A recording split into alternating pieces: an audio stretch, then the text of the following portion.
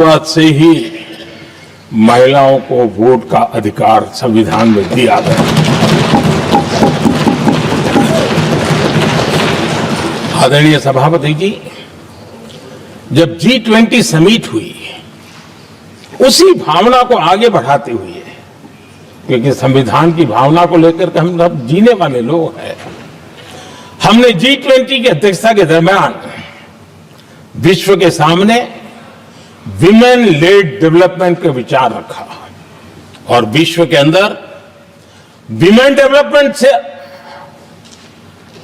अब आगे जाने की जरूरत है और इसलिए हमने विमेन लेड डेवलपमेंट की चर्चा को अंजाम दिया। इतना ही नहीं, हम सभी सांसदों ने मिलकर के एक स्वर से नारी शक्ति बंधन अधिनियम पारित करके हमारी महिला शक्ति को भारतीय लोकतंत्र में उनकी भागीदारी सुनिश्चित करने के लिए हम लोगों ने कदम उठाए।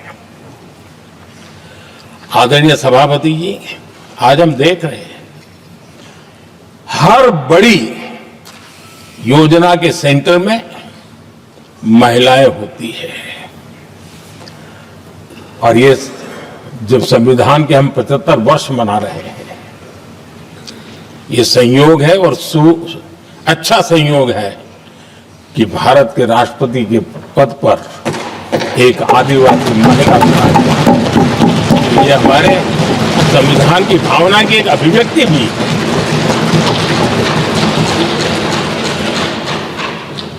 आदरणीय सभापति जी, इस सदन में भी लगातार हमारे महिला सांसदों की संख्या बढ़ रही है, उनका योगदान भी बढ़ रहा है। मंत्रिपरिषद में भी उनका योगदान बढ़ रहा है।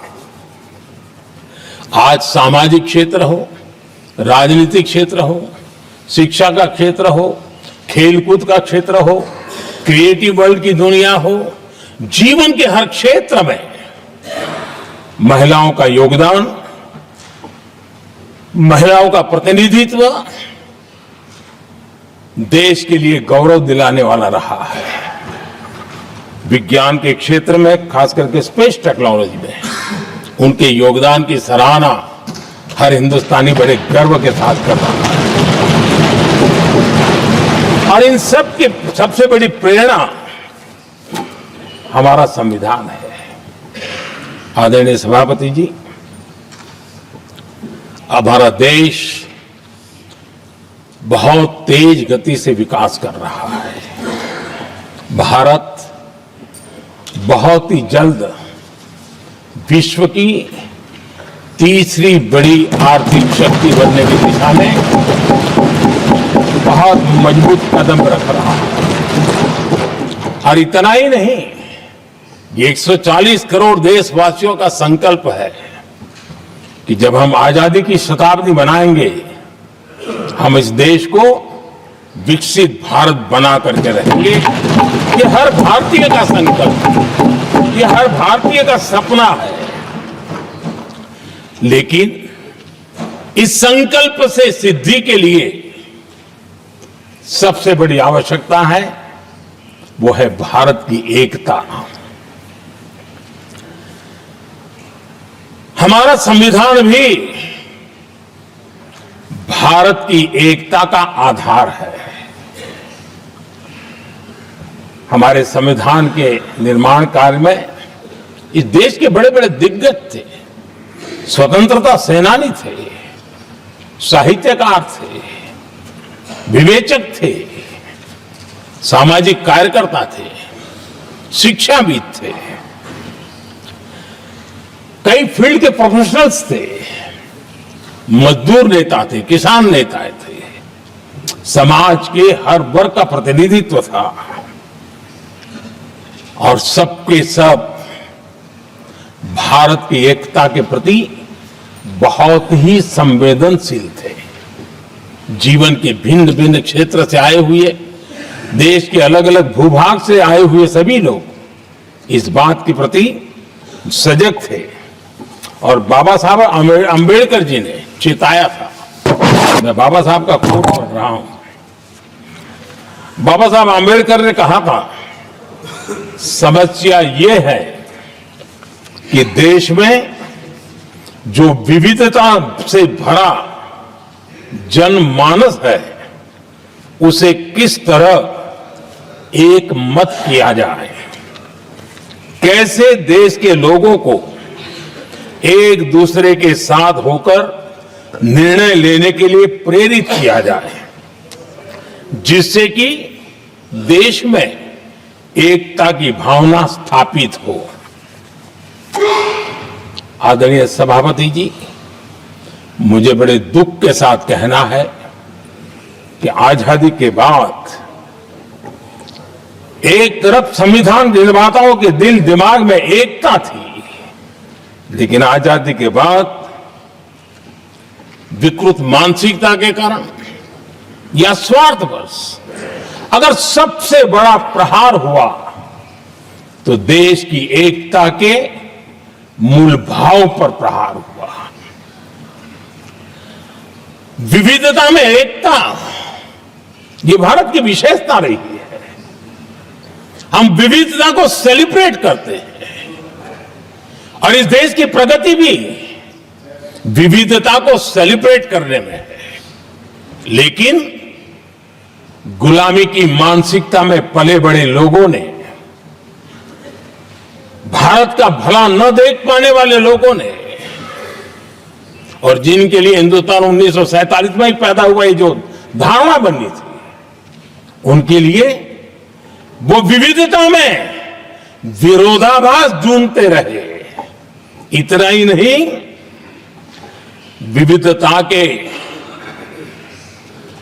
इस अमूल्य खजाना है हमारा, उसको सेलिब्रेट करने के बजाय उस विविधता में ऐसे जहरीले बीज बोने के प्रयास करते रहे ताकि देश की एकता को चोट पहुंचे। आदरणीय सभापति जी, हमें विविधता का उत्सव हमारे जीवन का अंग बनाना होगा और वही बाबा साहब आंबेडकर को सच्ची श्रद्धांजलि होगी। आदरणीय सभापति जी, मैं संविधान के प्रकाश में ही मेरी बातों को रखना चाहता हूं और इसलिए अगर आप हमारी नीतियों को देखेंगे, पिछले 10 साल देश की जनता ने हमें जो सेवा करने का मौका दिया है, हमारे निर्णयों की प्रक्रिया को देखेंगे तो भारत की एकता को मजबूती देने का निरंतर हम प्रयास करते रहे हैं। आर्टिकल 370 देश की एकता में रुकावट बना पड़ा था, दीवार बना पड़ा था। देश की एकता हमारी प्राथमिकता थी, जो कि हमारी संविधान की भावना थी, और इसलिए धारा 370 को हमने जमीन पर उतार दिया, क्योंकि देश की एकता हमारी प्राथमिकता है। आदरणीय सभापति जी, इस इतने बड़े विशाल देश में अगर आर्थिक रूप से हमें आगे बढ़ना है, हमारी व्यवस्थाओं को और विश्व को भी निवेश के लिए आना है, तो भारत में अनुकूल व्यवस्थाएं चाहिए। और उसी में से हमारे देश में एक लंबे अरसे तक जीएसटी को लेकर के चर्चा चलती रही। मैं समझता हूं इकोनॉमिक यूनिटी के लिए जीएसटी ने बहुत बड़ी भूमिका अदा की है। उस समय पहले की सरकार का भी कुछ योगदान है। वर्तमान समय में हमको इसको आगे बढ़ाने का अवसर मिला और हमने इसको किया, और वो भी वन नेशन वन टैक्स उस भूमिका को आगे बढ़ा रहा है। आदरणीय सभापति जी, हमारे देश में राशन कार्ड गरीब के लिए बहुत बड़ी मूल्यवान दस्तावेज रहा है, लेकिन गरीब अगर एक राज्य से दूसरे राज्य जाता था तो गरीब कुछ भी उसके प्राप्त करने का हकदार नहीं बनता था। इतना बड़ा देश पर उसका किसी भी कोने में जाए उसका उतना ही अधिकार है। एकता के उस भाव को मजबूत करने के लिए हमने one nation one ration card की बात को मजबूत किया। आदरणीय सभापति जी, देश के गरीब को, देश के सामान्य नागरिक को अगर मुफ्त में इलाज मिले तो गरीबी से लड़ने की उसकी ताकत अनेक गुना बढ़ जाती है। लेकिन उसके लिए जहां वो काम करता है वहां पर तो मिल जाए, लेकिन किसी काम बस वो बाहर गया है और वहां पर वो जीवन और मृत्यु की लड़ाई लड़ता हो, ऐसे समय अगर उसको सुविधा नहीं मिलेगी तो व्यवस्था किस काम की। और इसलिए देश की एकता के मंत्र को जीने वाले हम लोगों ने ये तय किया कि one nation one health card, और इसलिए हमने आयुष्मान भारत योजना बनाई। आज बिहार के दूर दराज क्षेत्र का व्यक्ति भी अगर पुणे में कुछ काम कर रहा है और अचानक बीमार हो गया तो उसके लिए आयुष्मान कार्ड होना बहुत इनफ है, उसकी सेवा मिल सकती है।